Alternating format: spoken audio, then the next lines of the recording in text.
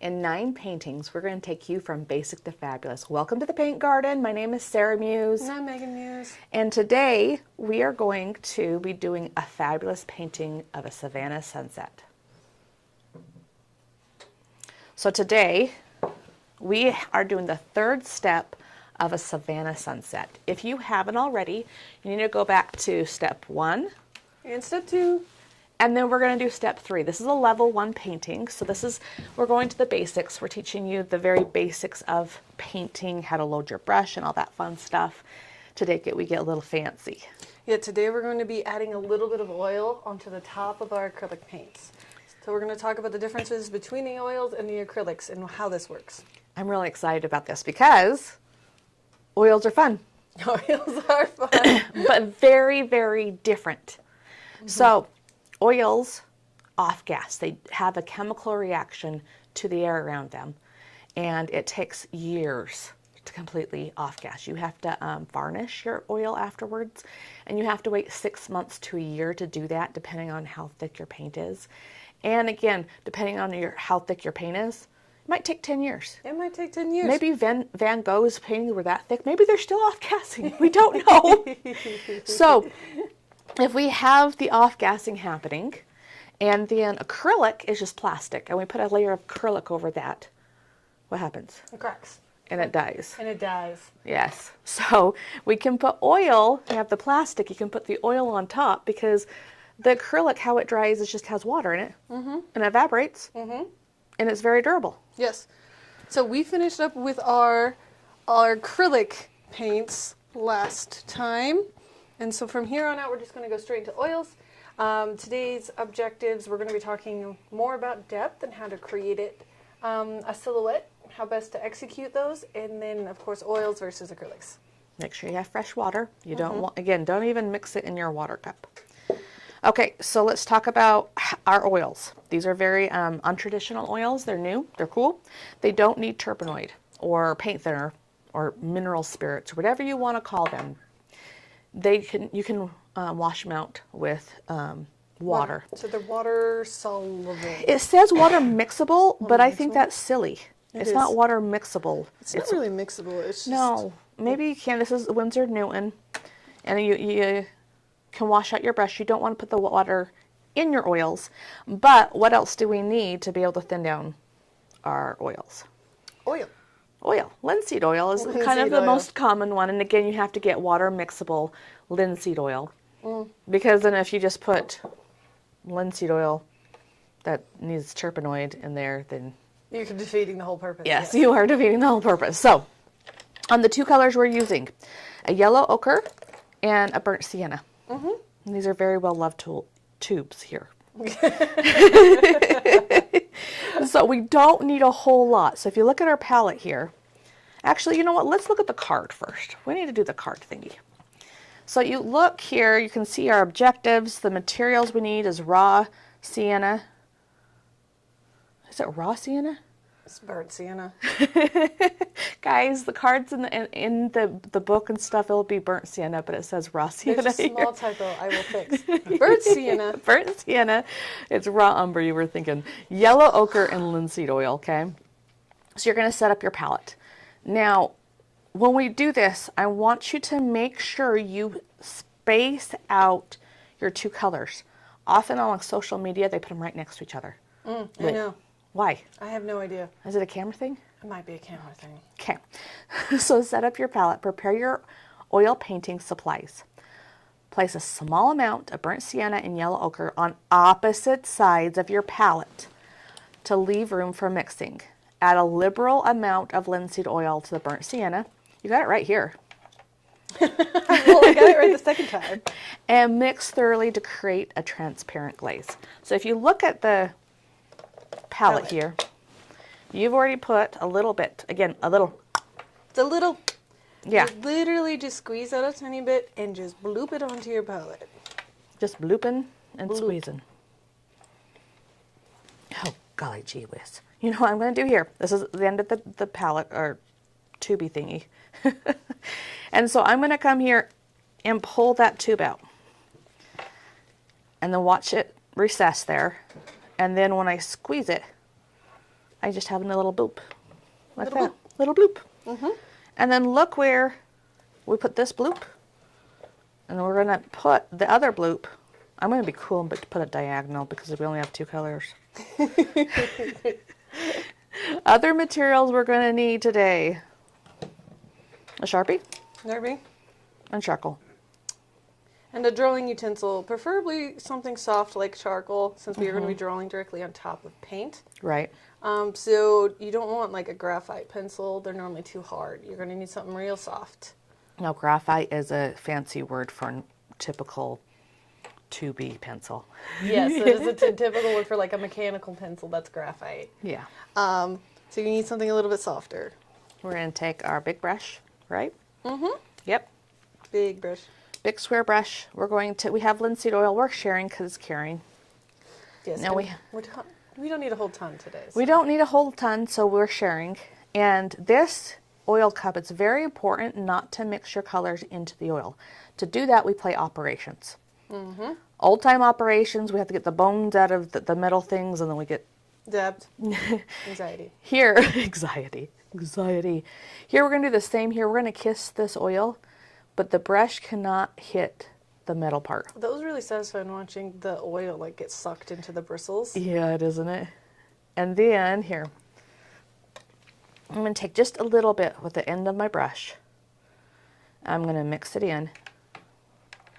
Very transparent. And I'm twisting my brush. If I'm pulling it through and twisting it. I'm not witching brewing it. I'm pulling and twisting. And I need a little bit more. Again, it's not going to pollute this oil if I don't touch it to the metal. So what we're doing with this oil, we're making a glaze. And so a glaze for oil paintings is just where we're using a large amount of oil and a very thin amount of pigment. And this is going to make the paint very transparent, very shiny actually, since it's primarily oil. And it's going to allow us to just go over the top very lightly. And if we have too much oil, it's going to dry and it's going to crack. So make sure we have a nice balance. And we'll show you how to do that. So load up your brush. Let's look at our canvas now. Hold your paintbrush up like this. Make sure you're sitting back from your canvas. You should be like this. You get kind of like this, right? And here, if you look at the close-up of this, you're going to come and you're just going to apply it, and it's going to be so shiny. It's going to be really shiny. I think up here in the corners, I'm going to grab a little bit more pigment. And then, oh, lots of pigment right there. I'm going to blend it out. And then here, I'm going to spread it around with tiptoe and squish it on, and then tiptoe. And I'm going to paint right over that tree. Now, one thing I love about this is in the card, you don't see how beautiful this step is. And now that you're doing it with us, I hope the camera picks up some of this. But it's just so luminous and just so... Linseed oil, especially, just is really, really great for that. Creating high, it's not really high gloss, but kind of high gloss, just sheen. And it adds a richness to everything that's underneath it. So we're playing with oils today to show you guys how to create a little bit of magic in your painting. Okay, I'm going to pause. Okay. Go camera 1. So my canvas is like saggy, right? So I'm going to come take this on the back side. I'm going to spray some water. And what happens as it dries, it's going to tighten up that cotton again. It's going to take a bit, but I'm going to have a more taut canvas here soon because it was bugging me. Mine's a little dippy too. You know what's happening? I'm like wanting To put water? Don't put... Do not put water. It's linseed No oil. water. We are not going to put any water until we're ready to clean this color off of our brush. Which we are not quite. So I was looking at my painting and I realized that I have a lot of yellow. So I'm actually going to pull my sienna down over and really push my dramatic halo effect. Mm-hmm. I'm going to pull it almost all the way down. You know, we didn't read step number 2. Can you pull up the card again, Ron? So here it says glazing the background. Use a flat brush, gently apply the burnt sienna glaze across the background to deepen the haze and enhance the atmosphere of the sunset. Work from the outer edge inward. We've done that. Mm-hmm. Allowing the warm tones to unify the sky. I really like the warm tones. It just feels so warm and beautiful. Be sure to leave a soft glow around the sun so it remains the brightest focal point. We're not using any of the yellow yet. We're coming here adding more. If you look back at the painting here, like I said, lots of pigment here and less down here. And so we're adding more oil down there. And Megan is cheating. I don't think it's cheating. So the fabulous thing about oil paint is once you get the paint on there, you can move it around for the next several hours. It's not going anywhere. So I am just going through, and I'm actually just using my fingers in a circular motion to really lightly just mix in that sienna into the sea yellow. So I darkened mine quite a bit. Mm-hmm. But I wanted it to be really dramatic. And I'm going to pull out a little bit here. As again, it's not dry. So I can lift this paint back up wherever I don't want it to be. It's like painting with butter. Yeah, that's normally the analogy that I use. It's butter. Since we're just doing a glaze, it's not as intense as right. usually painting with oils. Okay, so let's step back. I want you to do this too. I want you to step back and really analyze your work. Take a break. Look at your haze. See if you want to deepen it anywhere, if you like the overall shape of it. What do you think? I think mine's great. What do you think? I think I'm satisfied. Debating if I need to pull that edge down a little bit more or not. Yeah, I think so. I think you can come here and take your fingers and just go like this. And yours is kind of has this. Right here. Kind of goes long. Maybe add a little bit of the pigment. But I really like the little white streaks you put in there around the sun. Oh, I did that, yeah, last time. Yeah, makes it really glowy. There you go. Awesome blossom. Okay. So if we look at the card again, drawing the giraffe. Drawing the giraffe. So we have little tiny giraffe silhouettes that we are going to add. Alternative, you could also do an elephant apparently. I love your basic shapes on this card. He's a little tiny stick giraffe. Funny story. Well, let's before funny stories. Let's talk about the stuff. Let's read the stuff. Use a pencil. Begin sketching the giraffe by breaking it into simple shapes. Basic shapes. Mm-hmm. Start with a horizontal oval. Yeah. Place about a ½ inch above the horizon line. So kind of look at your painting, find a ½ inch above your horizon line. To represent the body, lightly mark where the neck and head will extend upward, using a thin, deliberate line to refine the proportions before filling in the full silhouette with a Sharpie. Okay, again, don't just draw the stick figure and fill them in. Look at the actual giraffe's body. Yes. The basic shapes are just to show you where it's going to be and to help you figure out how big your giraffe is going to be. Right. It is not, it's like the inside bones of the giraffe. It's not going to be our overall giraffe. It's an oval. No. I want you to notice something. What did I do? Look how cute. You drew the giraffe on this one, but the one that you painted, the sun moves behind and in front of them. Yeah, so yes, I noticed that while I was doing it because I had to move my son. My son was right where I wanted my giraffe. So let's look at the painting up here. And I want you to be as flexible as Megan.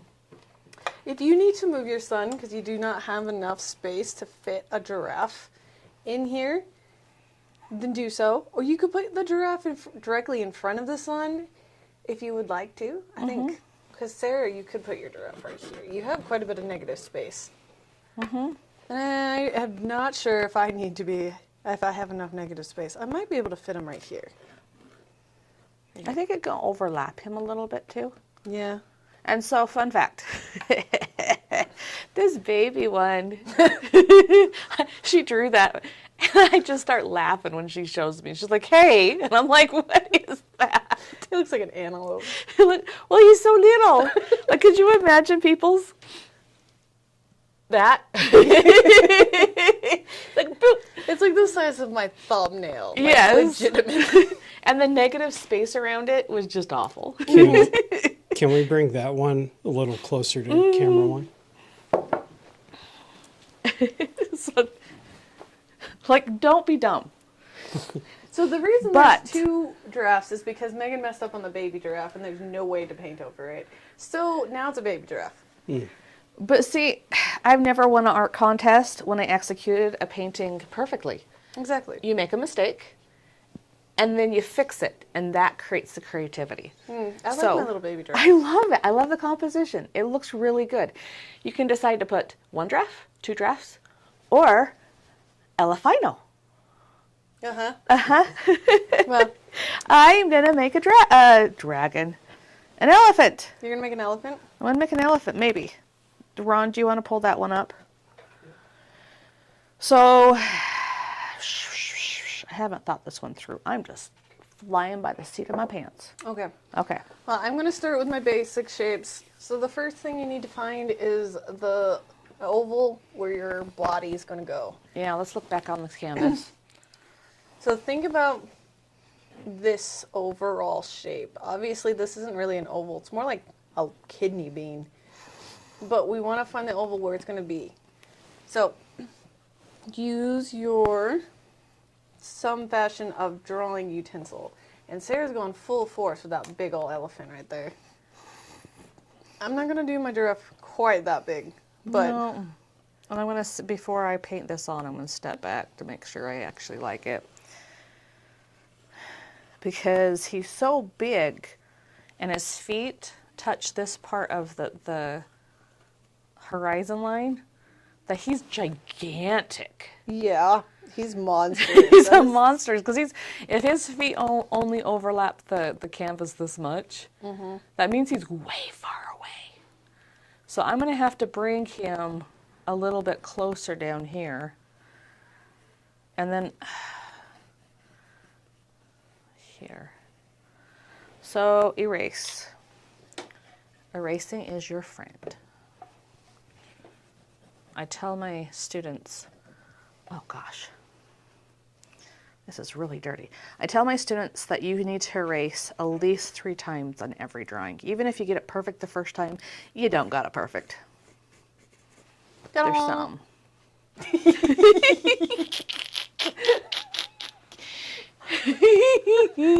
I love him. That is perfect. If your giraffe looks stupid right now, you got it right. It should look kind of dumb. All right, like it's Bring it closer. yes. So, it's not a giraffe, guys. It is some shapes. It's supposed to look kind of silly. Please don't try to just straight up draw a giraffe. So some of the things to pay attention to for your giraffe is how thin his legs are. So that's why we start with little sticks, because his legs need to be really long and really thin. And then we're going to look at how his neck and his body combine. His neck is really thin at top, and then it gets wider as it connects to where his chest is. So when I'm putting in where my line's actually going to go, I'm going to keep that in mind. Okay, so I need to erase, and I have some oil on my canvas, and it's just smearing. So I literally am dipped my rag in the oil thing and just wiped it off. Like you said, oil is wet, and movable for hours. And this elephant might be ambitious. And I feel You want to now. do a little baby giraffe? Yeah. So just be prepared for more problem solving if you do something different than what we've shown you. Yes. Make sure you have a good reference. I'm not doing this from my head, peeps. Don't even pretend to try to do that. Unless you've drawn elephants like... Unless all you your just life. happen to be like an elephant drawing master. You've drawn a lot of elephants, then okay, I trust your wisdom here. But If you haven't, Sarah, the elephant you drew, albeit enormous, it was like really close to the reference that you yeah. threw up there. yeah, it looks good. it looked beautiful. But be willing to change anything to make everything work. That's my very favorite Larry Gluck quote. But all I have a giraffe. You have a draft. You'll probably beat me today. Well, I do have a leg up in the fact that I have actually drawn this before. The first time I drew this giraffe, it took me like an hour. And I messed up and made a little baby antelope. And that's where, again, creativity is fun. And I encourage it. But just know it's harder. So if you were just trying to learn how to paint, don't be creative, people. We're focusing on just the skills at this moment. And I am going to have to be a little bit creative right here because the silhouette is very not silhouette-y. Because you are really far below your horizon line right now. Yeah, so he's not ginormous. So I'm going to make him a little bit gray. Okay. How? I'm going to make him brown. I'm going to try to see. Again, I might just scrap this. Because we'll see. We'll see. Yeah. So it should be noted that since these are silhouettes, it means that we're not going to be putting any real tones.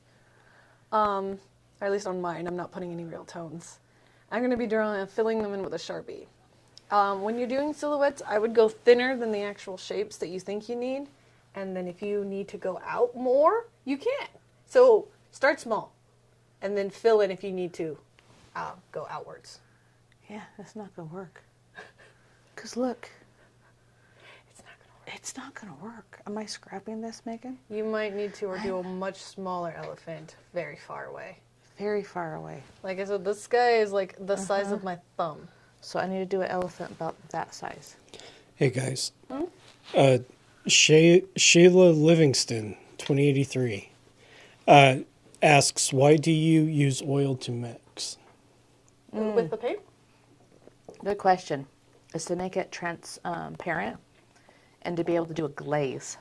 And it's also, it just stretches your paint. Oil paint is very, like, it's like a paste. It's like dense. Yeah. Mm-hmm. And so it's like, my example is like, you know how you get like tomato paste? Oh. You add tomato paste into like... To make ketchup. Well, you don't make ketchup. I use it in like chili and stuff as like seasoning. It's like concentrated. And then you put it in your soup and then it seasons the entire soup. So oil does pretty much the same thing because that's what oil paint is like. It's like concentrated pigment. So you use the oil to thin it out, to make it more translucent, or just to make it glide better, to be smoother. Right. And I like that analogy. So you have that tomato paste, and you have, that's kind of like high quality oil, and then you have ketchup. And so you're like, I'm going to save money, and I'm going to buy the least expensive stuff. And then you're trying to paint with ketchup when tomato paste actually, like, that's the consistency. What you actually need. Yes. Yes. It really is. I have never thought about that until just this moment. I was like, it's the consistency of tomato paste. Somebody's been cooking a lot. I do cook a lot, so I have a lot of food analogies. Just like painting with butter, like greasing a pan, that's what it was. I was a cook for a long time, Sarah. Don't judge me. So, again, if this was acrylic, I would have been able to have a small window to be able to erase this, right? Mm-hmm. We've sat there and yapped for a bit. We have. But so I still don't want to spend a lot of time erasing but you can still erase. I might have a little bit of a glow. And I am troubleshooting on camera just to give you a little variety, so we're not doing the same thing. And to warn against people, not warn, but just, you know, if you do something creative, just expect to have to problem solve. And that's good.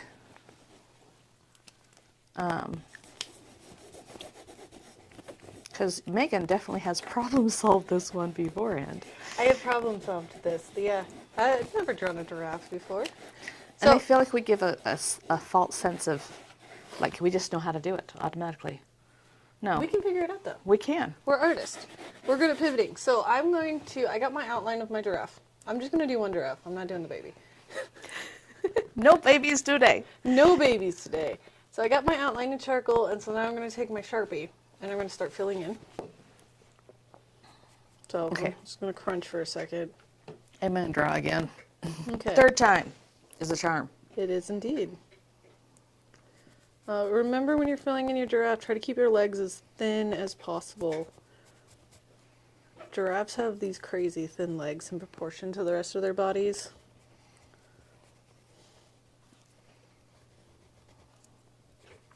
I'm going to grim on. People can't see what I'm doing, but it is what it is. Probably should switch sides so people can watch trying. you draw it and not my Elefino. They saw my shapes. I'm just filling in now, except my Sharpie's dying. True. Just look at your card.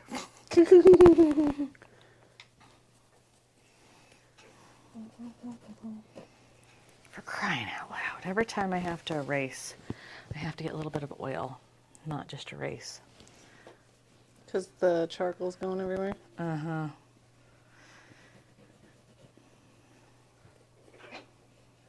Did his legs much better this time. Okay, Ron, what is your favorite Christmas movie?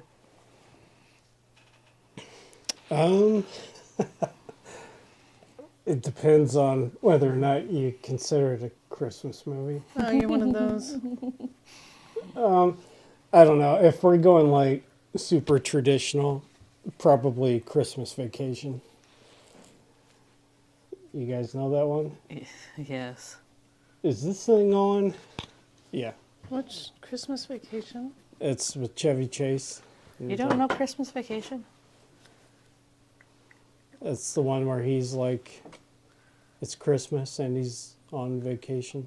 We've had this conversation before. You're talking about the Lampoons, whatever one? Yeah, National Lampoon's My Christmas. husband's favorite Christmas movie. Oh, Also, and Kindred Spirit.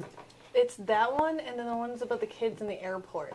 He's obsessed with that movie. Kids in an airport. Yeah, I don't know that one. Yeah, it's not a very popular movie. I remember when it came out, but it's about a group of kids that get stranded at an airport over Christmas, and then they just cause a bunch of mischief for the people in the airport, but the airport manager's like the bad guy, and he's like a super Grinch, and he's trying to like force all these stranded children into like a super boring airport waiting room with nothing to do. Oh my gosh. Okay, Ron, you need to look this up because I'm like, really? It's a really great movie, and there's a bunch of like fairly famous actors in this movie. But I don't think it's ever taken off really. No, that sounds stupid. Jeez. It's funny though. I love it. And I'm gonna argue, like there are those people like myself who like Die Hard around Christmas time. We watched Die Hard 2 last night, and that one feels even more Christmassy to me because it's John McClane like running around a airport tarmac in the snow for like 2 hours, and it just it's like that one feels a lot more Christmas-like, honestly, between the two. I don't remember what that one was called. So my giraffe is a little chubby. Christmas movie She's healthy. at airport. It's gonna come up with Die Hard 2, I bet. Oh, mention that it's with kids. Carry On? No. Unaccompanied minors. Unaccompanied Minors. Such a dork. So it's a really good movie. So that one, and then Lampoons is my husband's like favorite Christmas movies. He watches them every year. We just watched Unaccompanied Minors the other night, actually. Oh, it has that kid from Bad Santa in Yes. It has a bunch of famous people. It also has, what's his face from The Office, like Fez from That 70s Show. It has, yeah, there's a bunch. There's a bunch of really famous people. And again, it's never like, it's not a really crazy popular movie. Is it even any good? Yes! When I was think it's really funny. when was this made? I want to say early 2000s. Yeah, sounds like the early 2000s. I was going to be like, is this I was a early? kid when it came out. I mean, You're such a baby. Unaccompanied minors. I feel like they, I don't know, maybe they could have workshopped that title a little bit. Right? Mostly because, like, I'm sending my daughter off. as an unaccompanied minor. Yes. Yes.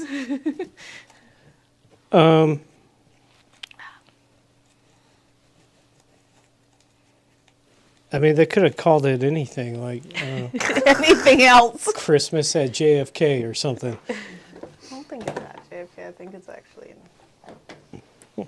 Well, yeah, whatever airport it was. Most of the users rate this like a 5 out of 10. I'm telling you guys, it's not a like. It's a really, but it's just childhood shenanigans. There is this one I remember, not that I think it's any good, but it's just a nostalgia thing. I'm pretty sure it had Wilford Brimley in it, you know, the diabetes guy. Diabetes. You guys have any idea who I'm talking about? Diabetes. Anyway, it was called The Night They Saved Christmas. And I remember it was like a bunch of, it's probably like a made-for-TV movie. Mm-hmm. But it's like a bunch of kids trying to save Santa Claus or something. And there was like snowmobiles involved, and that's about all I can remember. Yeah. Yeah. Okay, so I'm jumping in here and talking about what I'm doing. Yours in brown. We're still on camera 2. You're still on camera 2? Yep. Have you been here on camera 2 the whole time? Yeah, with camera 1 in the corner. Nice, so you've been watching me the whole time. Yeah. Okay. Fighting with this giraffe. Fighting with The elephant. Yes, the elephant. So I'm going Which to, one's- if you have a giraffe, you can fill that in pretty easy. If you have an elephant or anything bigger, I fill it in with a marker. And then I'm coming in here with some burnt sienna to fill them out because the marker is just like not happening. Yeah. My marker's not as. I think it's probably just the markers that we have at this moment aren't great. We need better markers. And I kind of like a nice glowy elephant here. It's very red. Yeah, and I wiped off all the oil and put a little bit of acrylic there to cover up my stuff. Oh. My little mistakes.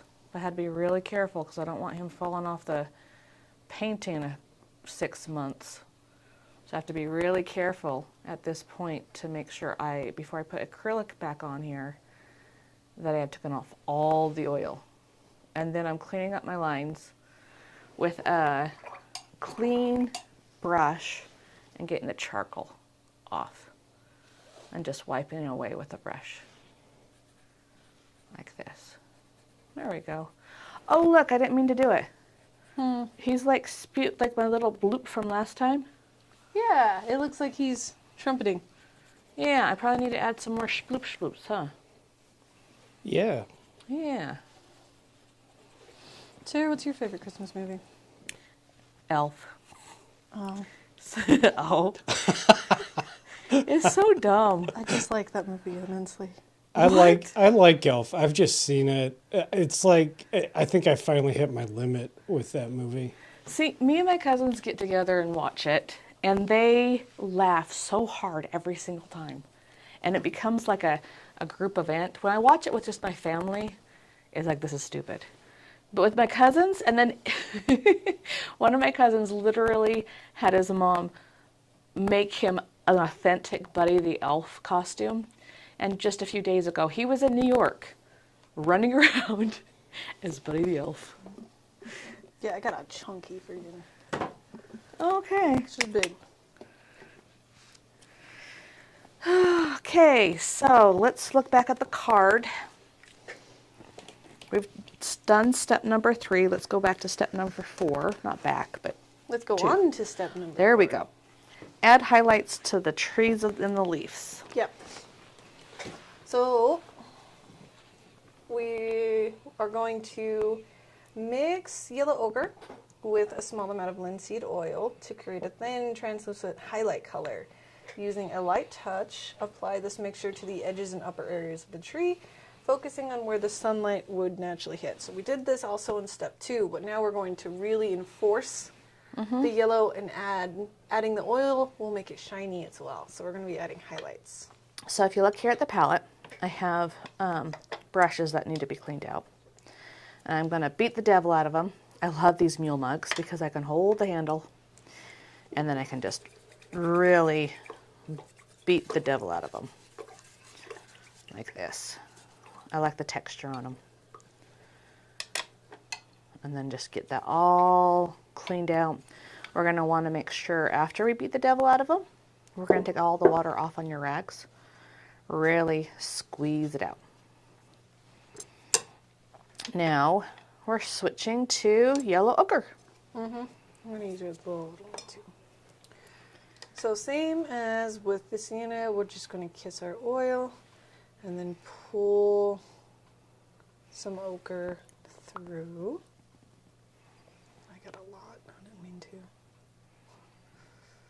Really translucent. And again, we're not witching brewing it. We're holding the end of the brush. We can either come here like this. You can also hold your brush like this. It's important to think about what your body's doing when you're painting. Some artists just are naturally good because they just use their body differently. I know that sounds weird, but how you're sitting, how you're holding your brush, your arm movements, it's just not writing where you're like, psh, psh, psh, psh, psh, psh. This is a whole body activity. Yes. So you're going to pull it through. Now, show me, let's look at the canvases. Show me what you're going to do here.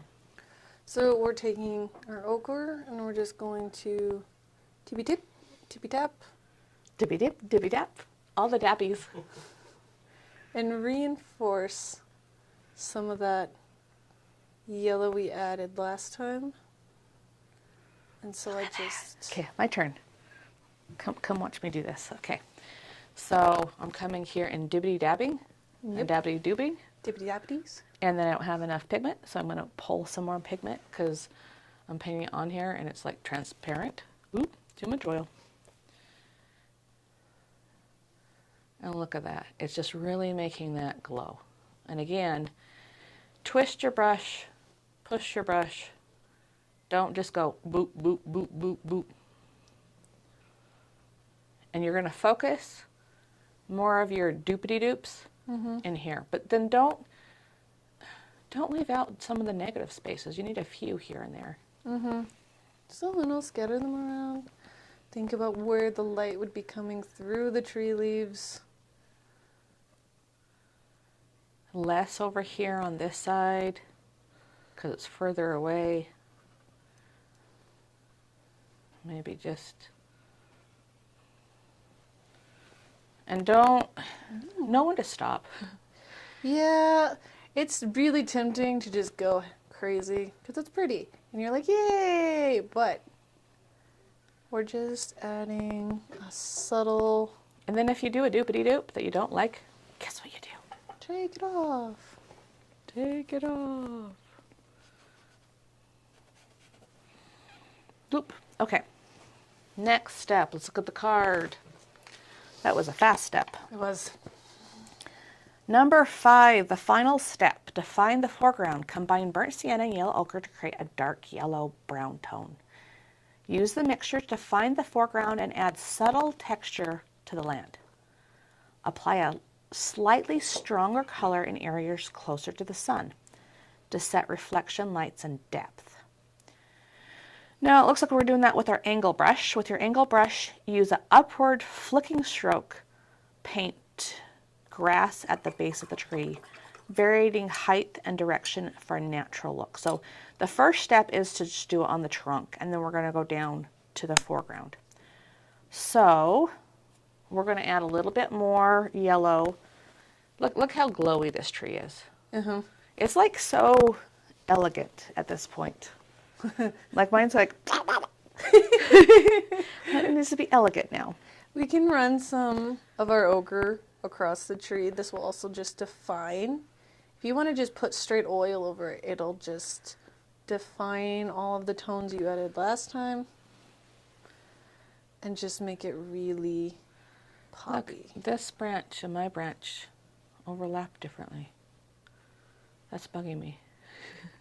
Oh, yours is in front of that one. Yeah. Yours is too? No. Oh. It bugs me to have something different than the reference. It's fine, Sarah. It's not fine. That's fine. I'm running some just oil in certain places on my tree, making it nice and shiny. Nice and shiny. Pulling my tones forward. I'm going to find some of these little branches here, pop them out just a little bit of light. Adding a little bit more texture here.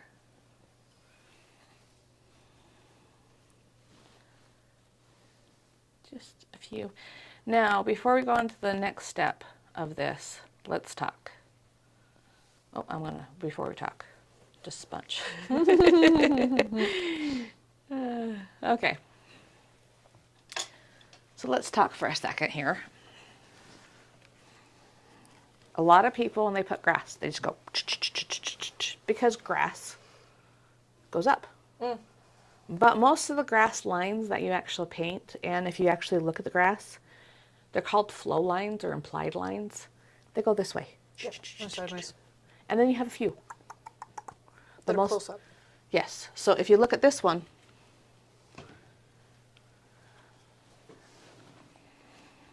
you have these little, and they're not all over the place. Like you have this negative space right here, lighter, darker, because you want to kind of define that tree more. And then just a little over here. Do you see that? So let's start with that. The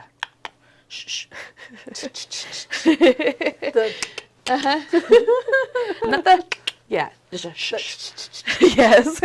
So our angle brush, again, we have these nice flat edges. Oh, Angles. We're using our angle brush because we can get that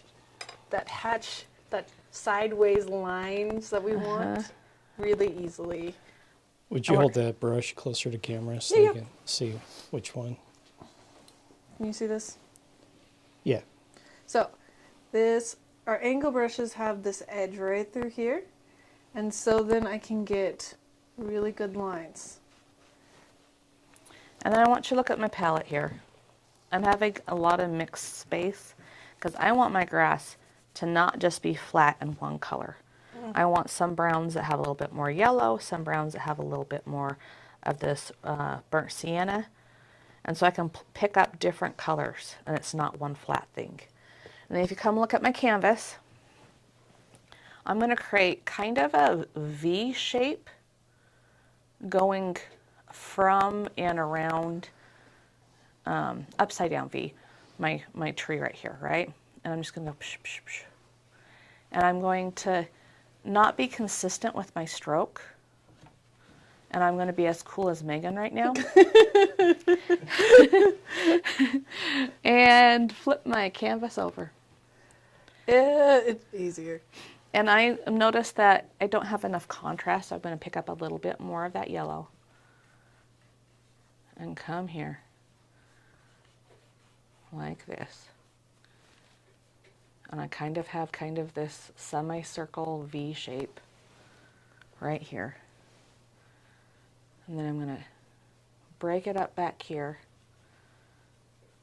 Soften it out as it goes towards the horizon line because things get grayer and darker as they go away from you, and brighter and more crisp as they get closer to you. So you're going to create a sense of depth by putting more brown, the darker color, in the back, and the yellow ochre towards the front.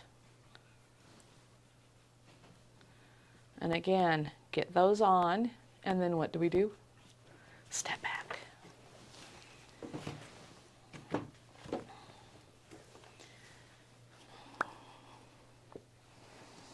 Step back. Grab some ambrosia and, oh, Is it? Yep. last painting, you didn't finish your drink because there was a bug. Stupid gnats. Okay, focus. What are we doing? We're painting here. I have to kind of move around because of my sheen. Yeah, there's oil, so now we have to do this kind of. I need a little bit more brown, I think, up there. I'm going to think about my composition with this. I have my tree, and then I'm going to come down and I'm going to put a little bit of a path, thicker strokes here and thinner as I go up to get that elephant like with my eyeball. And composition sounds like whoop. Yes. But if it's a bad composition, it sounds like whoop.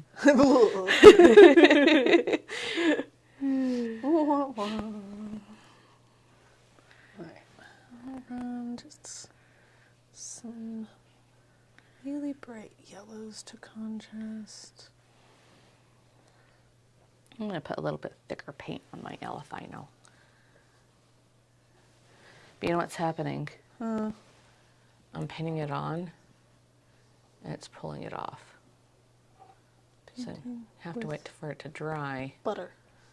I'm going to put little tones on them because I don't want to wait for them to dry.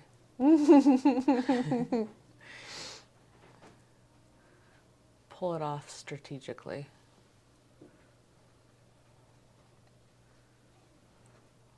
There we go.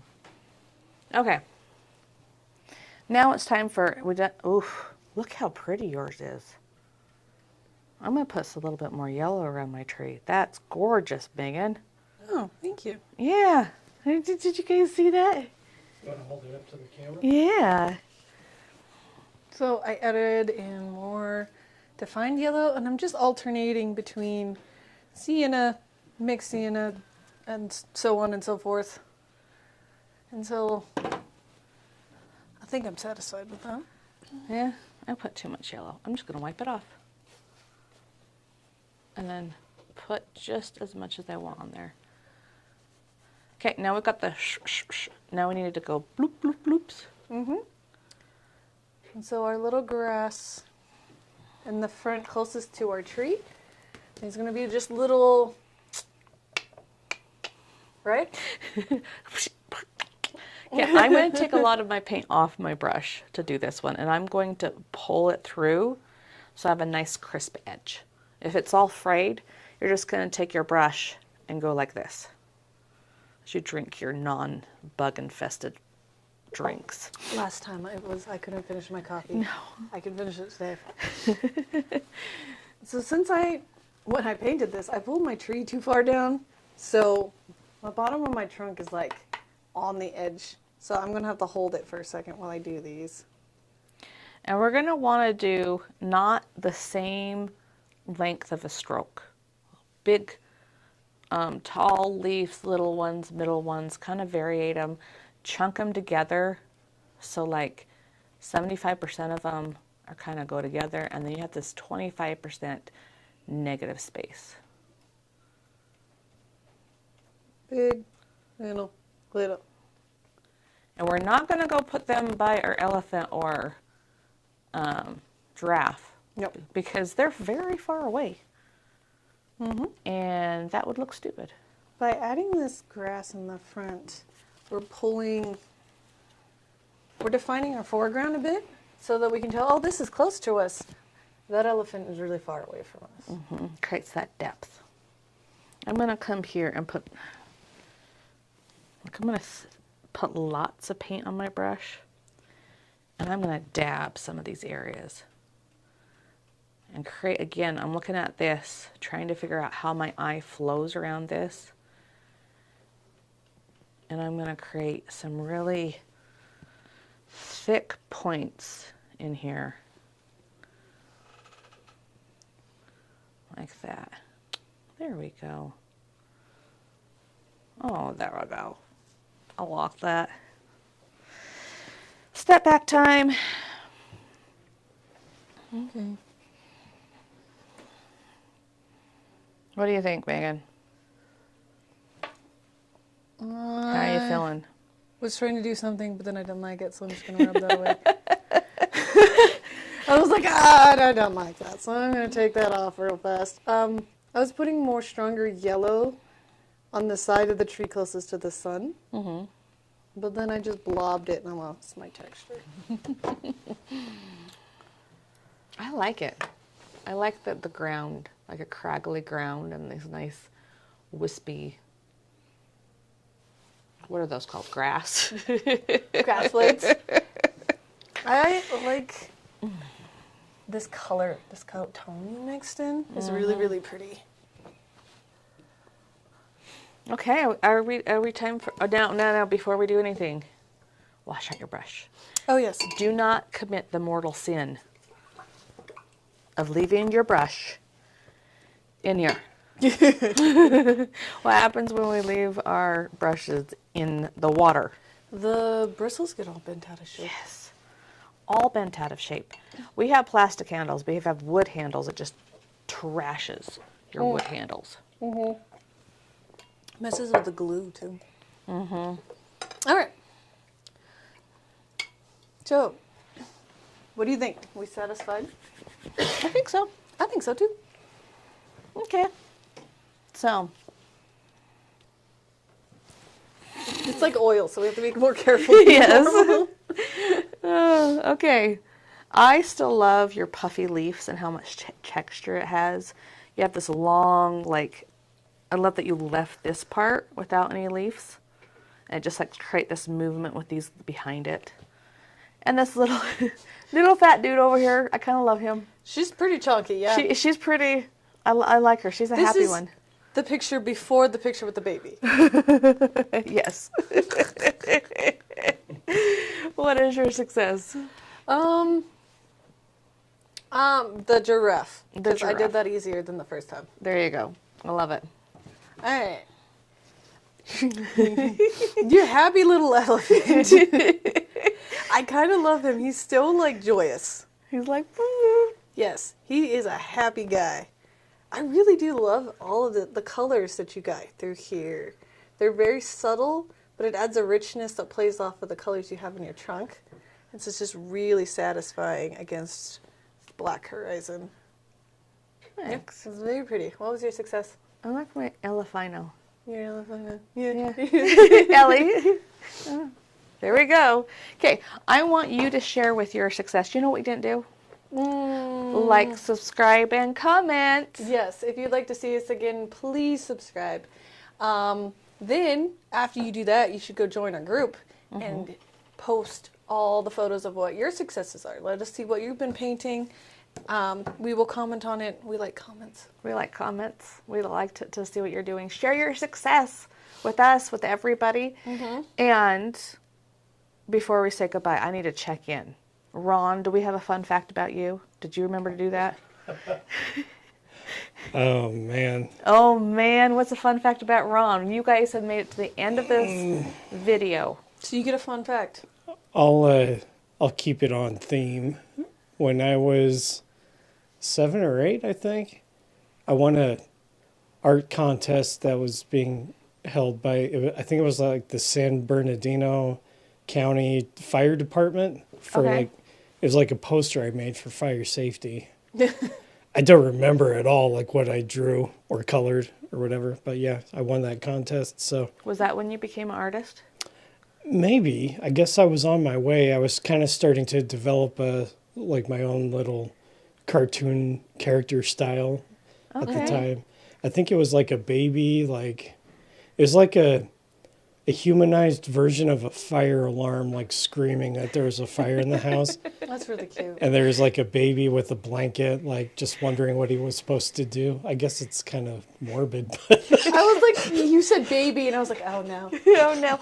You know what's funny? The first art contest I won when I became an artist was a coloring page.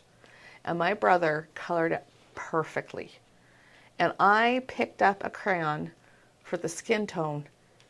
No, her hair, I can't remember what it was. It was black instead of blonde. I was making her blonde, and it had blonde hair. I couldn't put her black skin.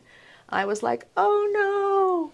And so then I made smoke everywhere and changed it, and it turned out really cool, but I totally messed it up before, and my brother was so mad. Because you won. And mine didn't look as good as his. So, again, we became artists with the fire department. that's kind of funny. That is funny. That is funny. Yeah, so we're going to share next video when you became an artist in your brain. Okay. You're going to have to think about that. So stay tuned to the next video and you'll figure out something about Megan. Yep.